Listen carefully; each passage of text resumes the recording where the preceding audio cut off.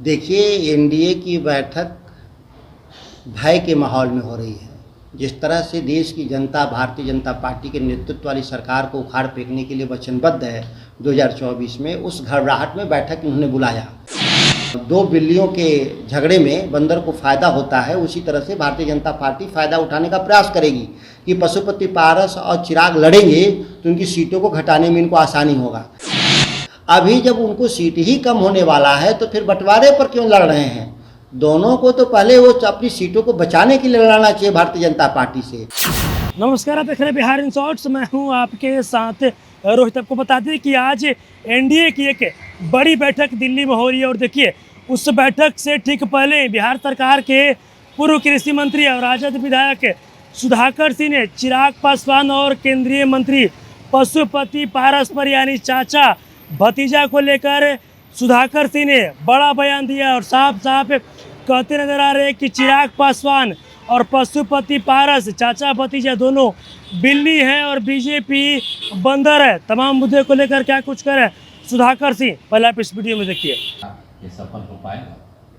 देखिए, एनडीए की बैठक भय के माहौल में हो रही है। जिस तरह से देश की जनता भारतीय जनता पार्टी के नेतृत्व वाली सरकार को उखाड़ फेंकने के लिए वचनबद्ध है 2024 में, उस घबराहट में बैठक इन्होंने बुलाया। और इस घबराहट में जो बैठकें बुलाए तो ये छोटे छोटे दलों को जो बुला रहे हैं उसमें आपसी मतभिन्नताएं चरम पर हैं। और भारतीय जनता पार्टी इसमें चाहती भी हो कि मतभिन्नता रहेगा तभी अवसर मिलेगा।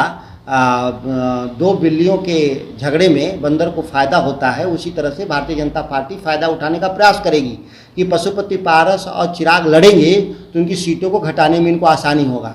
क्योंकि दोनों एकजुट रहेंगे तो ज़्यादा सीट मांगेंगे। तो ये आप मान के चलिए कि इस पूरे षड्यंत्र में भारतीय जनता पार्टी स्वयं शामिल है कि दोनों लड़ते रहें। चिराग पासवान लगातार हाजीपुर की सीट का दावा कर रहे हैं, चाचा पारस भी वो कर रहे हैं कि हम क्यों छोड़ें, मेरा सिटिंग सीट।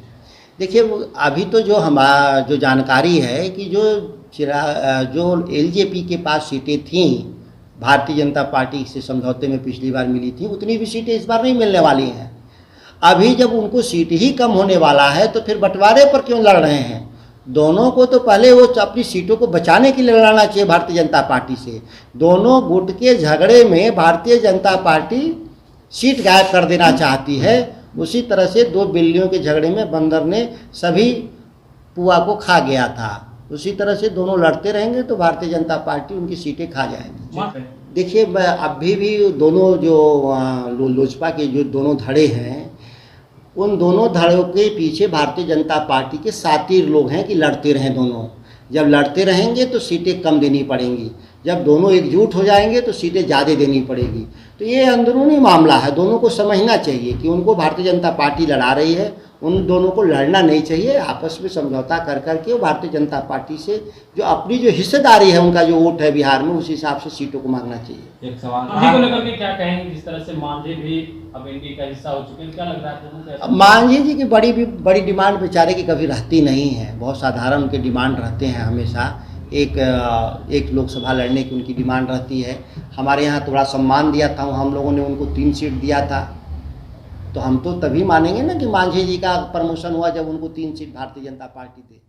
तो अभी आपने देखा जो पूर्व कृषि मंत्री और राजद विधायक सुधाकर सिंह ने चिराग पासवान और केंद्रीय मंत्री पशुपति पारस पर यानी चाचा और भतीजा पर जोरदार हमला बोला और साफ साफ कहते नजर आ रहे कि चाचा और भतीजा दोनों बिल्ली हैं और जो बीजेपी है वो बंदर है। इन दोनों चाचा भतीजा को बीजेपी लड़ा के इन दोनों चाचा भतीजा का जो सीट है वो बीजेपी खाना चाहती है। और भी क्या कुछ कहना था सुधाकर सिंह का आपने इस वीडियो में देखा।